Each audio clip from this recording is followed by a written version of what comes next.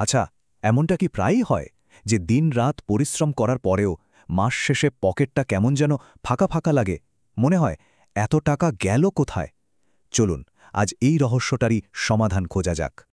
আর এই ব্যাপারে আমাদের পথ দেখাতে পারেন ওয়ারেন বাফেটের চেয়ে ভালো আর কে আছে।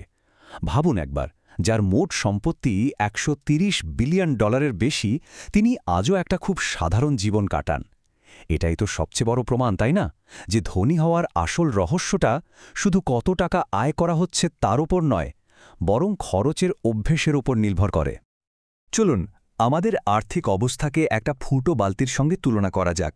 আমরা সবাই তো অনেক খেটে সেই বালতিতে জল মানে টাকা জমাই, কিন্তু বালতিতে যদি কিছু অদৃশ্য ফুটো থাকে তাহলে তো সব জল বেরিয়ে যাবে, তাই না? আমরা টেরও পাবো না। আজ আমরা ঠিক সেই ফুটোগুলোকেই খুঁজে বের করার চেষ্টা করব। তাহলে চলুন প্রথম আর সম্ভবত সবচেয়ে বড় ফুটোটা নিয়ে কথা বলা যাক। এটা হলো সেই ধরনের খরচ যা আমাদের মনকে বা বলা ভালো ইগোকে একটা সাময়িক শান্তি দেয়, কিন্তু ব্যাংক অ্যাকাউন্টটাকে একদম খালি করে দেয়। মানে অন্যকে দেখানোর জন্য যে খরচগুলো আমরা করি। খরচের অভ্যাসটা ঠিক করতে গেলে প্রয়োজন আর দেখানোর মধ্যেকার পার্থক্যটা বোঝা কিন্তু খুব জরুরি। দেখুন, সত্যিকারের প্রয়োজন আমাদের জীবনকে অনেকটা সহজ করে দেয়। যেমন ধরুন, কাজের জন্য একটা ভালো ফোন। কিন্তু অন্যদিকে লোক দেখানো খরচটা করা হয় শুধু কিছুক্ষণের বাহবা পাওয়ার জন্য। যেমন প্রতি বছর ফোনের লেটেস্ট মডেলটা হাতে চাই। একটা হলো ভেবেচিন্তে নেওয়ার সিদ্ধান্ত, আর অন্যটা হলো স্রেফ আবেগের বশে পকেট খালি করা। আর সোশ্যাল মিডিয়ার এই যুগে তো এই লোক দেখানোর ব্যাপারটা আরও কয়েক গুণ বেড়ে গেছে। দামি রেস্তোরাঁর খাবারের ছবি, লেটেস্ট গ্যাজেট, ব্র্যান্ডেড পোশাক, এই সব কিছুর মাধ্যমে আসলে একটা নিখুঁত জীবনের ছবি তুলে ধরার চেষ্টা করা হয়। কিন্তু সেই সুন্দর ছবির পেছনের গল্পটা কি? প্রায় দেখা যায় সেই গল্পটা ক্রেডিট কার্ডের বিল, ইএমআই আর লোনের চাপে ঢাকা পড়ে আছে। আর এটাই তো আসল সত্যি। সোশ্যাল মিডিয়ার কয়েকটা লাইক বা কমেন্টের আনন্দটা তো মাত্র কয়েক সেকেন্ডের, তাই না? কিন্তু তার জন্য যে লোন বা ইএমআই নেওয়া হয়, সেটা বছরের পর বছর ধরে মানসিক শান্তি কেড়ে নিতে পারে। এবার আসা যাক দ্বিতীয় ফুটোটার কথায়। এটা হলো সেই ধরনের খরচ যা আমরা করি অন্যদের খুশি করতে গিয়ে, কিংবা সমাজের সবার সাথে তাল মিলিয়ে চলতে গিয়ে। একটু ভাবলেই কিন্তু অনেক উদাহরণ পাওয়া যাবে। যেমন ধরুন, বন্ধুর পার্টিতে সবার সামনে একটা দামি উপহার দেওয়া, বা কোনো দাওয়াতে গিয়ে বাজেটের বাইরে এমন খরচ করে ফেলা যার চাপ পরের পুরো মাসটা টানতে হয়। সত্যি বলতে এই অভ্যাসটা আমাদের অনেকের মধ্যেই আছে। এখানে একটা জরুরি বিষয় হলো, সত্যিকারের বন্ধু বা কাছের মানুষরা কিন্তু আমাদের আর্থিক অবস্থাটা বুঝবে। দামি উপহারের চেয়েও কিন্তু আমাদের দেওয়ার সময়, একটু সাহায্য বা দুটো ভালো কথা অনেক বেশি মূল্যবান হতে পারে। তাই মাঝে মাঝে নিজের পকেটের কথা ভেবে না বলতে শেখাটা খুব দরকার। আচ্ছা, এবার কিছু ছোট কিন্তু নিয়মিত খরচের কথা বলা যাক। এগুলোকে দেখতে খুব ছোট মনে হলেও সব মিলিয়ে এগুলো একটা বেশ বড় ফুটো তৈরি করে, আর আমাদের পকেটটাকে একদম নিঃশব্দে খালি করে দেয়। এর মধ্যে প্রথমটা হলো ইম্পালস বাইং। ব্যাপারটা কি? ধরুন, দোকানে যাওয়া হলো সাবান কিনতে, কিন্তু ফেরার সময় হাতে চিপসের প্যাকেট, কোল্ড ড্রিঙ্কস আর একটা নতুন শ্যাম্পুও চলে এলো। ব্যাস, এটাই হলো কোনোরকম পরিকল্পনা ছাড়াই হুট করে খরচ করে ফেলা। আর কোম্পানিগুলো কিন্তু আমাদের এই মানসিকতার সঙ্গেই খেলা করে। লিমিটেড টাইম অফার বা ফ্ল্যাশ সেল দেখিয়ে আমাদের মধ্যে একটা তাগিদ তৈরি করে দেয়া হয়, আর আমরা এমন সব জিনিস কিনে ফেলি যা আমাদের হয়তো কোনোদিনই দরকার ছিল না। আরেকটা বড় খরচ হল উইকেন্ডের মজা।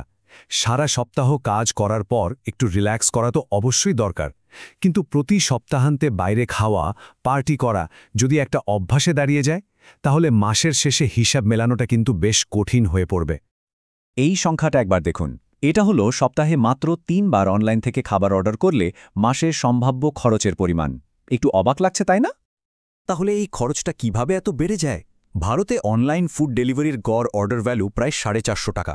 এবার ভাবুন, সপ্তাহে মাত্র 3 বার বাইরে থেকে খাবার অর্ডার করলে মাসে প্রায় 6000 টাকা বা তারও বেশি খরচ হয়ে যায়। এটা এমন একটা খরচ যা আমাদের ব্যাংক অ্যাকাউন্ট থেকে নিঃশব্দে বেরিয়ে যায়, আর আমরা হয়তো খেয়ালই করি না।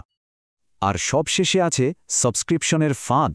OTT platform, music app, online magazine, কত কিছুর জন্য যে প্রতি মাসে আমাদের অ্যাকাউন্ট থেকে টাকাটা অটো ডেবিট হয়ে যায়, অথচ তার অর্ধেকও আমরা হয়তো ঠিক করে ব্যবহার করি না। অনেকটা সেই খবরের কাগজের মতো, যার জন্য টাকা তো দেওয়া হয়, কিন্তু সেটার খুলে পড়ার সময় হয় না। ওয়ারেন বাফেটের এই কথাটা কিন্তু 100% সত্যি। এই ছোট ছোট খরচগুলোই একসাথে মিলে আমাদের আর্থিক জাহাজটাকে ধীরে ধীরে ডুবিয়ে দেয়।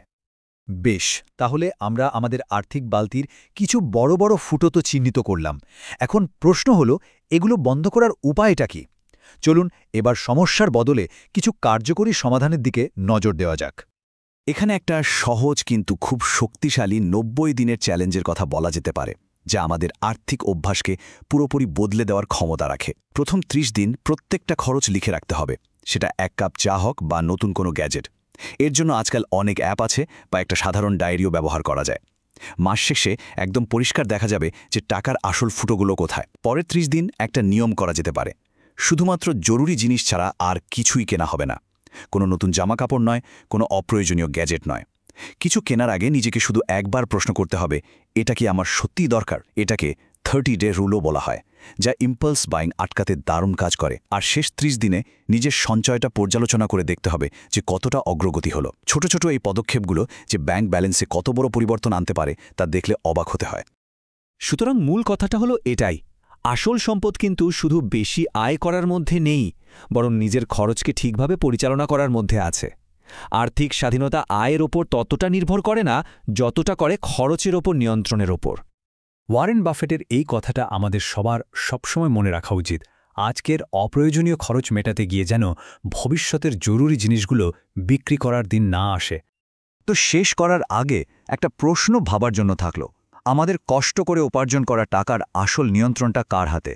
আমাদের নিজেদের হাতে, নাকি আমাদের অভ্যাস, সামাজিক চাপ বা হাজারো বিজ্ঞাপনের হাতে?